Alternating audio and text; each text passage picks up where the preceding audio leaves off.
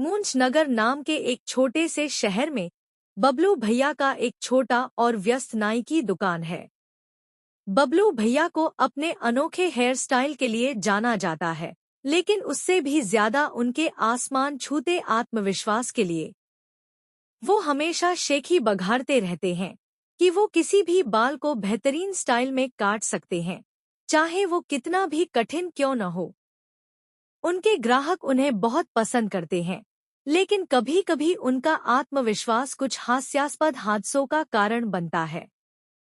एक दिन एक मशहूर बॉलीवुड अभिनेता राज रॉकस्टार यह घोषणा करता है कि वो अपनी नई फिल्म की शूटिंग के लिए मूंछ नगर आ रहे हैं।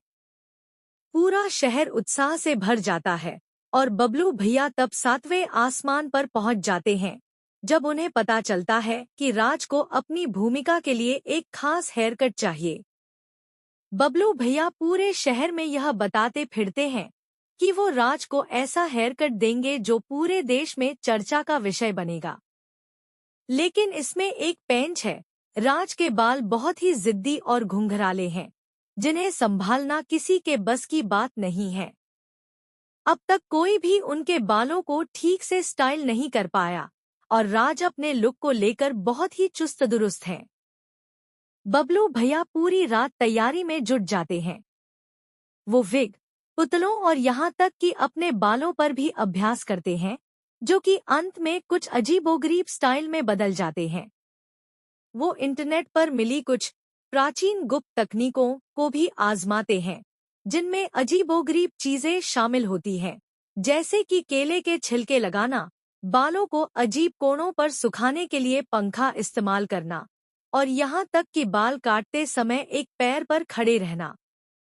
उनके नियमित ग्राहक, जो यह सब देख रहे होते हैं, उनकी इन प्रयोगों पर हंसी रोक नहीं पाते क्योंकि बबलू की हरकतों से हर तरह की मजेदार मुसीबतें पैदा हो जाती हैं।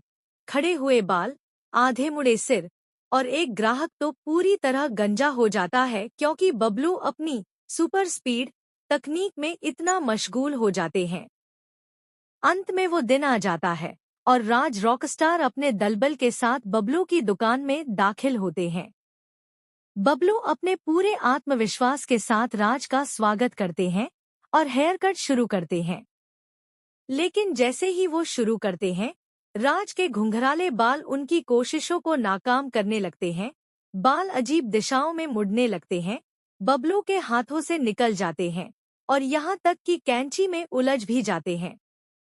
बबलू सब कुछ आजमाते हैं, कंघी, स्प्रे, जेल, यहाँ तक कि अपना केले का छिलका वाला तरीका भी, लेकिन कुछ भी काम नहीं करता। जितनी बार वो बालों को काबू में करने की कोशिश करते हैं, उतने ही बाल और ज्यादा बेकाबू हो जाते हैं।